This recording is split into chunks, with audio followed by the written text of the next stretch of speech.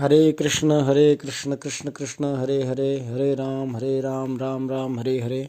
आज पौष शुक्ल एकादशी है, जिसे पुत्रदा एकादशी भी कहते हैं। हिंदू पंचांग के अनुसार साल में 24 एकादशियां पड़ती हैं, जिनमें से 2 को पुत्रदा एकादशी के नाम से जाना जाता है। एक एकादशी पौष मास के शुक्ल पक्ष के एकादशी के नाम से पुत्रदा एकादशी नाम से जानी जाती है। दूसरी पुत्रदा एकादशी श्रावण मास में आती है। दोनों ही एकादशियों का विशेष महत्व है। मान्यता है कि इस व्रत के प्रभाव से संतान की प्राप्ति होती है। इस दिन सृष्टि के पालनहार भगवान श्री हरि विष्णु की आराधना की जाती है। जो भी भक्त पुत्रदा एकादशी का व्रत पूरे तन मन और जतन से करते हैं, उन्हें संतान रूपी रत्न मिलता है। ऐसा भी कहा जाता है कि जो कोई भी पुत्रदा एकादशी की व्रत कथा पढ़ता है, सुनता है या सुनाता है, उसे स्वर्ग की प्राप्ति होती है। पुत्रदा एकादशी का व्रत करने से संतान को दीर्घ आयु प्राप्त होता है और उसका कल्याण होता है। इस व्रत को निस्संतान दंपत्ति और संतान से संपन्न दंपत्ति दोनों ही कर सकते हैं, दोनों को ही करना चाहिए। एकादशी व्रत कथा। एक दिन अर्जुन ने पूछा, हे श्री कृष्ण, अब आप पौष माह के व्रत के बारे में समझाइए। उस दिन कौन से देवता का पूजन होता है, उसकी विधि क्या है? भगवान श्री कृष्ण बोले, हे राजन, पौष मास के शुक्ल पक्ष की एकादशी का नाम पुत्रदा है। इसका पूजन विधि से करना चाहिए। इस व्रत में भगवान श्रीमन नारायण की पूजा करनी चाहिए। संसार में पुत्रदा एकादशी व्रत के समान दूसरा अन्य कोई व्रत नहीं है। इसके पुण्य से मनुष्य तपस्वी, विद्वान और धनवान होता है। इसकी एक कथा है, उसे सुनो। भद्रावती नगरी में सुकेतुमान नाम के एक राजा राज्य करते थे। वह निस्संतान थे। उसकी स्त्री का नाम शैव्या था। वह सदैव निपुत्री होने के कारण चिंतित रहती थी। उस पुत्रहीन राजा के पितर रो रो कर पिंड लेते थे कि इसके बाद हमें कौन पिंड देगा। इधर राजा को भी बंधु बांधव, मंत्री, मित्र, राज्य, हाथी, घोड़ा आदि से भी संतोष नहीं होता था। उसका एकमात्र कारण पुत्रहीन होना था। वह विचार करता था कि मेरे मरने पर मुझे कौन पिंड देगा। बिना पुत्र पितरों और देवताओं से ऋण नहीं हो सकते। जिस घर में संतान न हो वहाँ सदैव अंधेरा ही रहता है। इस तरह राजा रात दिन इसी चिंता में लगा रहता। एक दिन राजा ने अपना शरीर त्याग देने की सोची, परंतु विचार करने लगा, आत्मघात करना महापाप है। राजा इस तरह मन में विचार करके एक दिन छिपकर वन को चला गया। राजा घोड़े पर सवार होकर वन पक्षियों और वृक्षों को देखने लगा।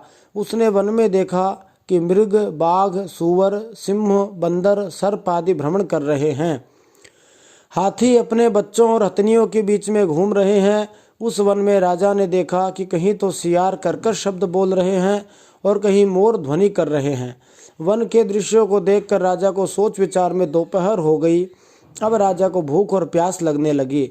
वह सोचने लगा कि मैंने अनेकों यज्ञ किए हैं और ब्राह्मणों को मधुर भोजन कराया है, परंतु फिर भी मुझे यह दुख क्यों मिल रहा है।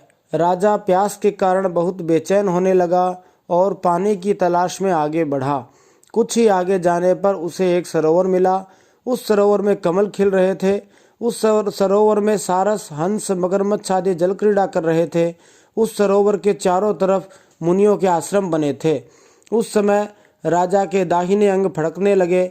राजा मन में प्रसन्न होकर सरोवर के किनारे बैठे हुए मुनियों को देखकर घोड़े से उतरा और दंडवत प्रणाम करके उनके सम्मुख बैठ गया। राजा को देखकर मुनीश्वर बोले, हे राजा, हम तुमसे अत्यंत प्रसन्न हैं। तुम इस जगह कैसे आए हो, सो कहो। इस पर राजा ने उनसे पूछा, हे मुनीश्वरों, आप कौन हैं और किस लिए यहाँ पधारे हैं? तो मुनि बोले, हे राजन, आज पुत्र की इच्छा करने वालों को उत्तम संतान देने वाली पुत्रदा एकादशी है। हम लोग विश्वदेव हैं और इस सरोवर पर स्नान करने आए हैं। इस पर राजा बोला, हे मुनीश्वर, मेरे भी कोई पुत्र नहीं है। यदि आप मुझ पर प्रसन्न हो तो एक पुत्र का वरदान दीजिए। मुनि बोले, हे राजन, आज पुत्रदा एकादशी है और इसका व्रत करें। भगवान की कृपा से आपके अवश्य ही पुत्र होगा। मुनि के वचनों के अनुसार राजा ने उस दिन पारायण किया और मुनियों को प्रणाम करके अपने महल को वापस आया। रात्रि में रानी ने गर्भ को धारण किया और 9 माह के पश्चात उसके उत्तम पुत्र रत्न पैदा हुआ। वह राजकुमार बड़ा होने पर अत्यंत वीर, धनवान, यशस्वी और प्रजापालक हुआ। भगवान श्री कृष्ण बोले, हे राजन, पुत्र की प्राप्ति के लिए पुत्रदा एकादशी का व्रत करना चाहिए। जो मनुष्य इसका महात्म्य श्रवण व पठन करते हैं उनको स्वर्ग मिलता है, और जो दूसरों को सुनाते हैं उनको भी महान पुण्य की प्राप्ति होती है। एकादशी के दिन मुख्य रूप से 3 कार्य करने चाहिए। भगवत गीता का जितना कर सकते हैं उतना पाठ करना चाहिए। भगवान श्री कृष्ण के, श्री हरि के नाम का जप करना चाहिए।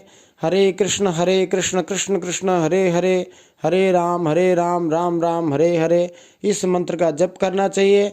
और अन्न का सर्व प्रकार से त्याग करना चाहिए। किसी भी प्रकार से अन्न ग्रहण नहीं करना चाहिए।